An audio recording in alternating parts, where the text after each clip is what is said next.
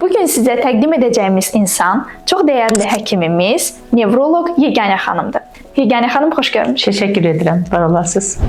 Yeganə xanım, sizin 30 illik təcrübənizə dayanaraq pasientlərimizdən də gələn və onları maraqlandıran mövzulardan sizə bəzi suallarım olacaq. Sevə-sevə cavablandırarıq. İlk sualım ondan ibarət olacaq ki, hal-hazırda daha çox gənclərimizin qarşılaşdığı bir problemdir bu. Ki, gənclərimiz gecə saatlarında sosial şəbəkələrə çox daxil olurlar və bu da artıq onlarda zaman keçdikcə yuxusuzluğa səbəb olur. Bunun nə kimi nevroloji səbəbləri və nəticələri ola bilər? Deməli, həqiqətən bu problem çox geniş yayılmış bir problemdir, yuxusuzluq problemi. Onu sizə deyim ki, bəzi hallarda bu olur ki, sırf xəstəliklə əlaqədar insanda yuxusuzluq problemləri yaşanır. Belə ki, nevrologiyada baş ağrılarından, qaburğası nevralgiya deyirik, ondan əziyyət çəkən insanların, mədə xəstəliyi keçirən insanların bir problemləri var. Ürək xəstəsinin ürək uzanan zaman boğulmaları olduğundan qalxır və yuxusuzluq problemi bunlarda müşahidə olunur. Amma çox zaman onu deyim ki, gənclər özlərində, onu xüsusilə nədən gənclər deyirəm, gənclərdə daha çox bu ciddi problemlər verir fəsad, özlərində süni yuxusuzluq yaradırlar.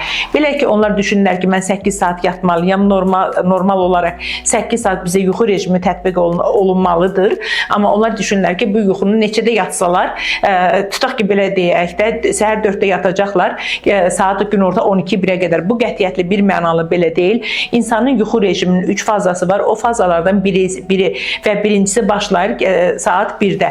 Belə çıxır ki, biz 1-də birinci fazanın başlanması üçün ən azından 1-in yarısı 1-ə qalmış vaxtlarda yuxu yatmalıyıq, yuxu rejiminə keçməliyik. Buna nə etməliyik? Yataq otağımızda elə olmalıdır ki, tam sakitçilik bir, necə deyərlər, məkan yaratmalıyıq.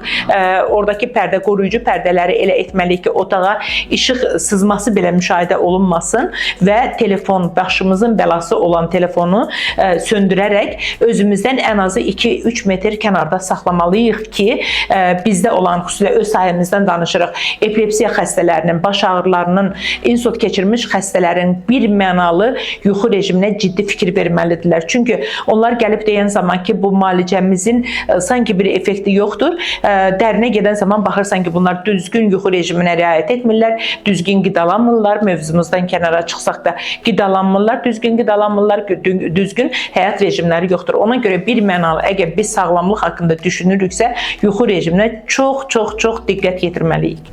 Bəli, əziz gənclərimiz, doktorumuzun da dediyinə əsasən öz yuxu rejiminizə və qidalanmanıza mütləq və mütləq riayət edin.